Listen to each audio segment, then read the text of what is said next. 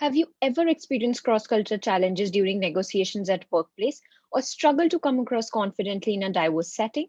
No worries, we've got you covered. Today, we members of Group 2, as a part of Business Culture and Craft Group project, will talk about effective cross-cultural negotiations at workplace and compare India's and Canada's business culture. I am Sharon Nijawan and I will start by introducing cross-cultural negotiation and its benefits. Cross-cultural negotiation is a strategic partnership of being together but distinct.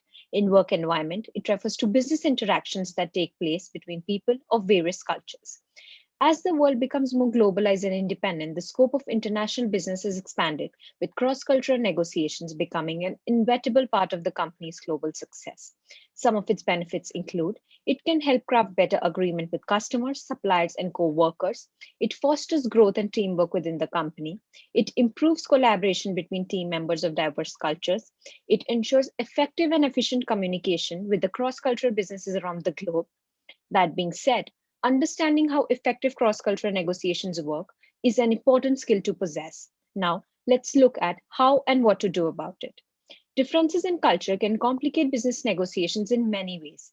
They can lead to communication problems, cause difficulty in understanding people behavior due to cultural barriers. It can also affect the form and substance of the deal. All in all, culture can influence the way people behave and interact at the bargaining table. Hence, following certain negotiation strategies can help. Negotiation strategy 1. Do your research about the supplier's culture. Don't overlook your suppliers as sources of information about their culture. Second, show respect for cultural differences. Understand the value system at work and have problem solving conversations regarding difficulties that unfamiliar customs might pose. Third, find ways to bridge the culture gap.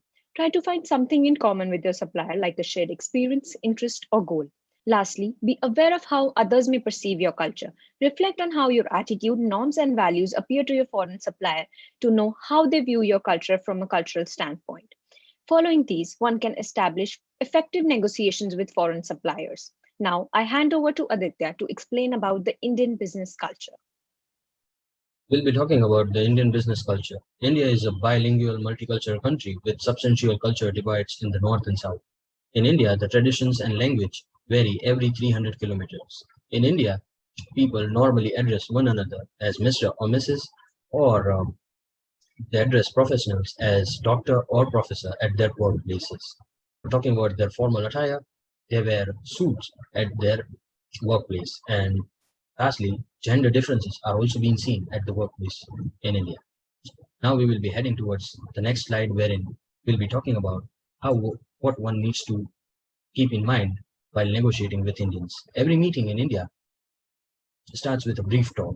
Indians are very interested and curious personas about with whom they are doing business, and they want to know each and everything about them. So one should be ready to have a conversation about personal things such as family. So, and secondly, Indians have intuition, or they have a thing in common that they feel rude when there is a direct refusal. So direct refusals or no is a complete no-no while negotiating with Indians. That's all from my side. Now Muskan Chandan will carry on from here. She will be discussing about Canadian culture. Thank you. Thanks, Aditya. Hi, everyone. Um, my part of the presentation mainly talks about the five main characteristics of Canadian working culture. The first one talks about the egalitarian culture. It refers to how the newbies coming into work in Canada from progressive societies might hold back to get orders at each and every progression of the functioning interaction and anticipation that their managers will uphold them and guide them constantly. But that's not how it works. The second part is the indirect feedback. The Canadian workplace is known to give the negative feedbacks in a very positive manner, like, good job, but I think it could have been better in a certain way. And not only that they give you the feedback and leave, but they also help you make the work look better. The third is the importance of soft skills. Skills like team working abilities, resilience, time productivity, which are also referred as delicate abilities, are given the equal importance as much as the one given to the professional or the hard skills. The fourth talks about the need of being mindful in the culture. Because of the numerous settlers in Canada, they anticipate that the important abilities, this difficult work, and long stretches of involvement with Canada would be sufficient to guarantee their professional success. But they are regularly frustrated when time passes and they understand that their endeavors have not been taken into note. That is when the role of being mindful come into place. The last but not the least is the role of visibility in career advancement. It is the system administrations in Canada as a pivotal both for securing positions and for professional success. In discovering working organization, it is the route for contenders to approach the covered up work market. That's all from my side. I would like Alorina to take forward the presentation. Thanks, Muskan. Comparison of the six dimensions between Canada and India. First is power distance. Canada gets 39 points. There is a strong interdependence on each society. Canadians believe that everyone is equal, while India gets 77 points.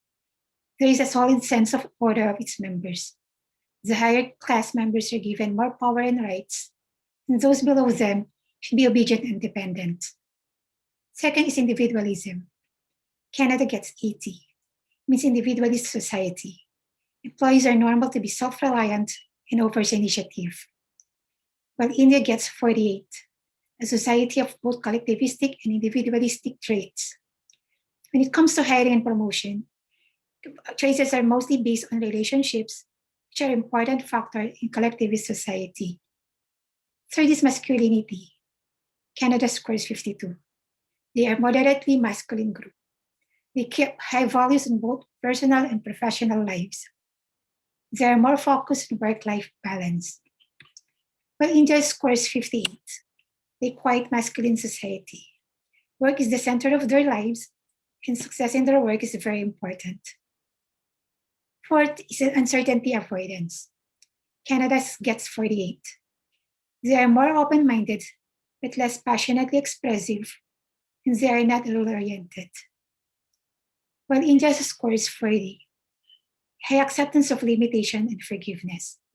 They have saying that nothing is impossible so long as one knows how to adjust. Fifth is long-term orientation. Canada scores 36. More attention on short-term enjoyment in the present and past rather than planning for the future. While India scores 51, they believes in karma. That's the indulgence. Canada gets 68.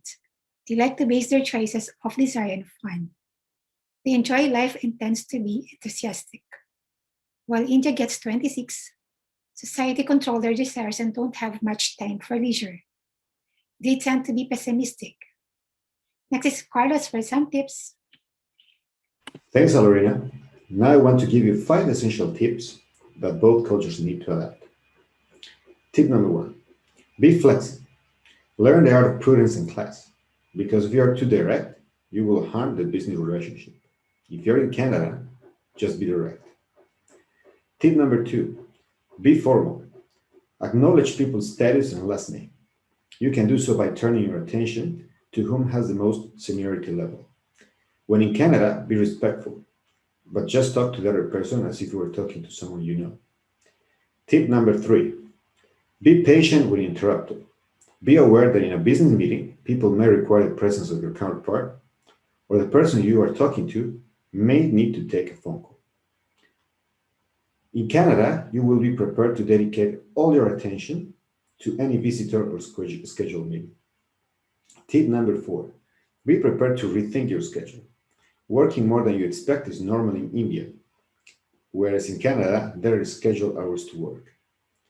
Tip number 5, be prepared for culture shock. Nothing you know in Canada will work the same way in India. Be aware of this and you will have a better chance that a culture shock is not that big of a deal. So far, we have discussed about how the capacity to interact with individuals from different societies is critical to making good, solid business connections.